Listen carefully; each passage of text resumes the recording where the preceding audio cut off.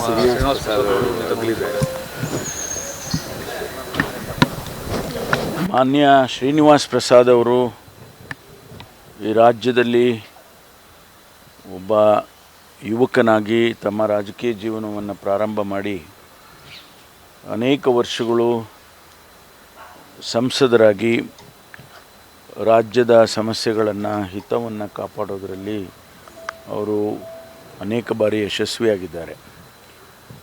ವಿಶೇಷತೆ ಏನು ಅಂತ ಹೇಳಿದರೆ, ದಲಿತ ಸಮುದಾಯದಿಂದ ಬಂದಂಥವರು ಆ ಕಾಲದಲ್ಲಿ ದಲಿತರ ಧ್ವನಿಯಾಗಿ ಅನೇಕ ವಿಷಯಗಳನ್ನು, ಅವರಿಗೆ ಸಂಬಂಧಪಟ್ಟಂಥ ವಿಷಯಗಳನ್ನು ಪ್ರಸ್ತಾಪ ಮಾಡೋದರಲ್ಲಿ ಯಶಸ್ವಿಯಾಗಿದ್ದರು. ನನಗೆ ಜ್ಞಾಪಕ ಇದ್ದ ಹಾಗೆ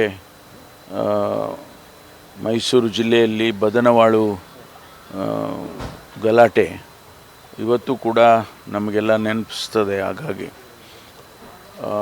ಆ ಸಂದರ್ಭದಲ್ಲಿ ಅವರು ಕೇಂದ್ರ ಸಚಿವರಾಗಿದ್ದರು. ಆ ಸಂದರ್ಭದಲ್ಲಿ ನಾನು ಕೇಂದ್ರ ಸಚಿವರ ಸ್ಥಾನಕ್ಕೆ ರಾಜೀನಾಮೆ ಕೊಡ್ತೇನೆ, ನಮ್ಮ ಜನರಿಗೆ ಅನ್ಯಾಯ ಆಗಿದೆ ಅನ್ನುವಂಥ ಮಾತು ಅವರಿಂದ ಬಂತು.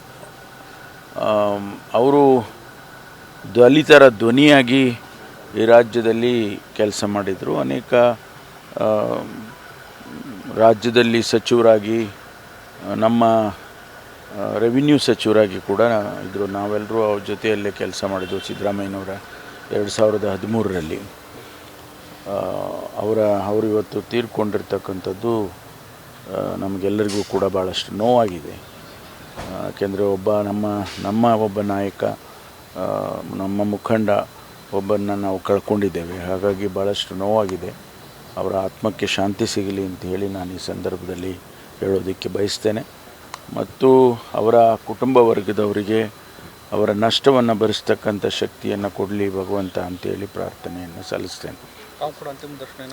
ನಾನು ಹೋಗ್ತೇನೆ ಮೈಸೂರಿಗೆ ಹೋಗಿ ಅವರ ಅಂತಿಮ ದರ್ಶನವನ್ನು ಪಡ್ಕೊಂಡು ಬರ್ತೇನೆ.